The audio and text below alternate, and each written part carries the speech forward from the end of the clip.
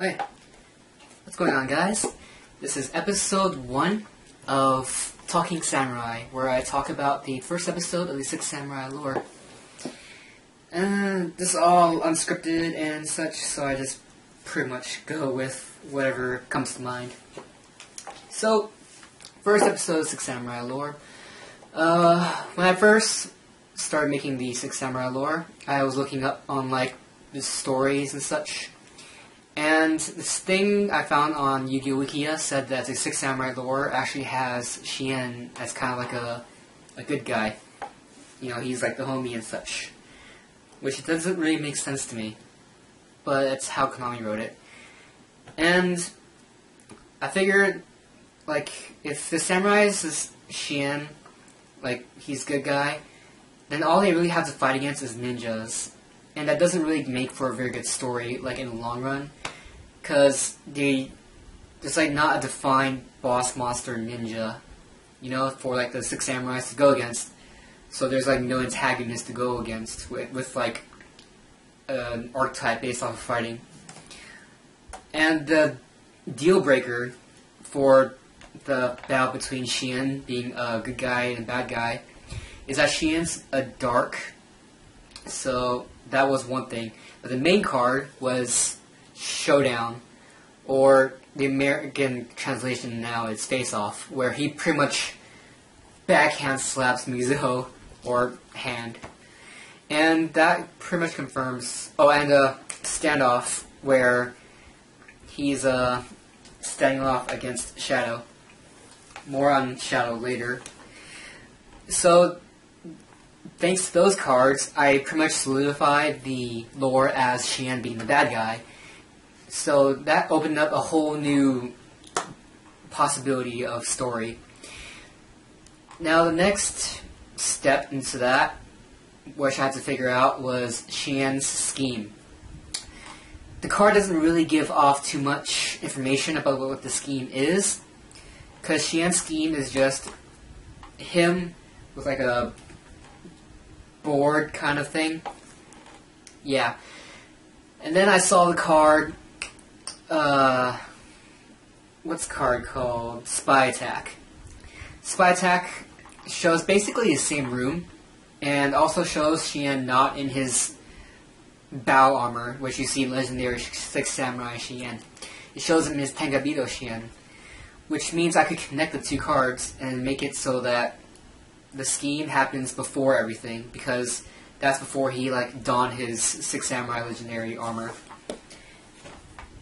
And also it helped me figure out the main ninja, which helps exposition going on, which is the Crimson Ninja chilling on the roof. From there, I had to figure out what the scheme was. And then I looked at Spirit of Six Samurai, which is a dead Shinai, which everybody knows. Put two and two together, Shien's scheme is to kill Shinai. And the next step beyond that is, why would Shien want to kill Shinai? If you look on a lot of the cards, a lot of the monsters, they have this little glowy aura thing, and the Shien mark on their forehead or such on their person. It kind of shows a little magical entity behind something going on, something magical. Could be just a cool effect, but I want to just make it magical.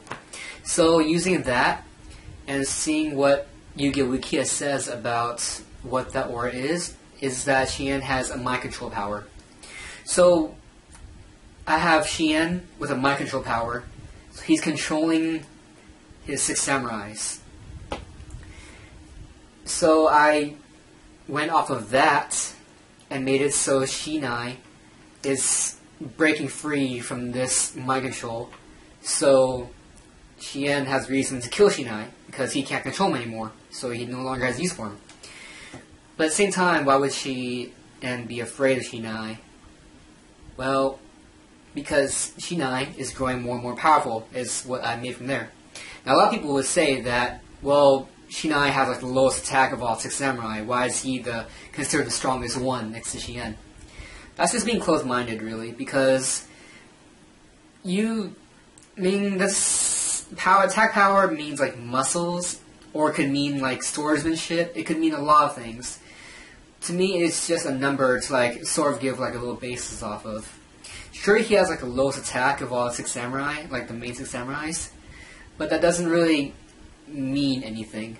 It's just gameplay-wise, you know, like for the table. It's not for like necessarily the story. So you gotta get your head out of the gameplay and more into the story. Is how I would figure that out. So yeah, Shinai is becoming stronger and stronger, which means he's starting to break control of his mind controllingness. So that's why Shien wants to kill him. And he ends up doing just that. Now, the scheme doesn't necessarily have to be Shien planning to kill Shinai during the Great War. It could have been a lot later. It could have been a lot before the Great War. I'm pretty sure it's after the Great War against the ninjas. But I decided to just combine the Great War and the scheme together because it makes for a much more dramatic story. So, even though it's not confirmed when Shien kills Shinai, it's going to happen in the Great War because that's where the most story happens, and it's a great intro for the 6 Samurai lore in general. Now, Kizan and Inishi, they're rivals. They're cool guys that like to fight each other. That mainly shows on Gozen Match and Shien's Dojo, which those are for future episodes. So, since they're like the coolest samurais next to Shien, I decided to give them the most screen time at the beginning. So it gives like the whole, these guys are rivals. There's your information. Kageki doesn't really have much screen time because all he really does is die. So, there has to be a reason why he became a Chamberlain, where he's like a cripple now. So, using the card 6 Samurai Strike Thunder Blast, it gives a reason for him to become crippled, because he needs to use that technique to save his people. And then I figured I can do more with that. Instead of, like, he does use that technique to save his family, his 6 Samurai family. I can also use Shien's mind control thing to force him into doing it. So it gives like an extra motivation for Shinai to basically say, hey, Shien, you're making Kageki kill himself, basically. Now I know you're the bad guy. This confirms it. Now we're gonna fight, and then I'm gonna die. And then there's that. So Kageki uses a Thunder Strike. He turns into Chamberlain, which I'll get onto in the next episode. And that's the reason that happened. So the Crimson Ninja gives more exposition because of the spy attack. That's basically the only reason why I had him becoming the exposition guy, because he's the only person that can move the story along within the ninja line. I could have had it I could make the whole story move along with just the samurais, but it wouldn't be as expansive. I wanted ninjas to have more screen time besides getting killed. So I had Crimson Ninja be the guy with exposition. To tell Shinai, hey, you're getting possessed. You should probably go fight him so you can get killed by your own master. Ha ha ha ha. My plan worked. This plan works. Daredevil. Shien's Daredevil. There wasn't really much to go off of him, really. So I kind of just had him, the guy that talks, along with Squire, to talk to Shien, to move the story along. A little tidbit. Well, Yu-Gi-Oh! Wikia says this. I'm not sure if it's confirmed or not. So I just went with what Yu-Gi-Oh! Wikia says. Daredevil becomes Shien's advisor, then becomes elder of the 6 Samurai. So I kind of want to give him more screen time from there. But I didn't really want to explain that he turns into that in the story, because it's not really important. I mean, if people know about it, cool. If they don't know about it, it does not affect the story at all. So that's why I didn't mention that he turns into advisor and then into elder. But now you know.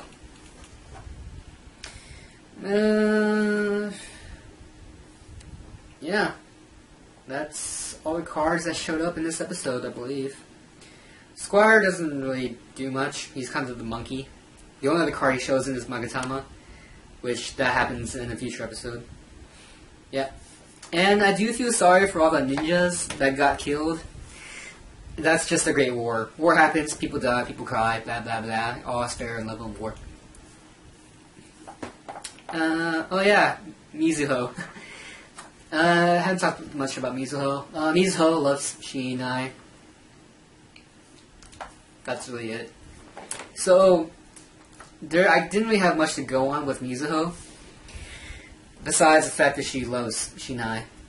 But I didn't really want to have them, just talk mush most of the story while in the war. So I kind of wanted to make their love pronounced in as short of time as possible. And I wanted to have a max of 2 or 3 lines. Or 4 lines, whatever. Because I didn't want to give her too little screen time, but I didn't want to have to give her too much screen time to show her love for Shinai. So, but yeah, she's also Shien's sister. But that's that. And people are really complaining about the comment where she says she's gonna get wet. I don't know what's wrong with that. Everybody sweats. I mean, girls sweat too. I don't know why girls thought about that. Crazy. Yeah, so that is what I have for episode 1 of Talking Samurai. So, enjoy your day, guys.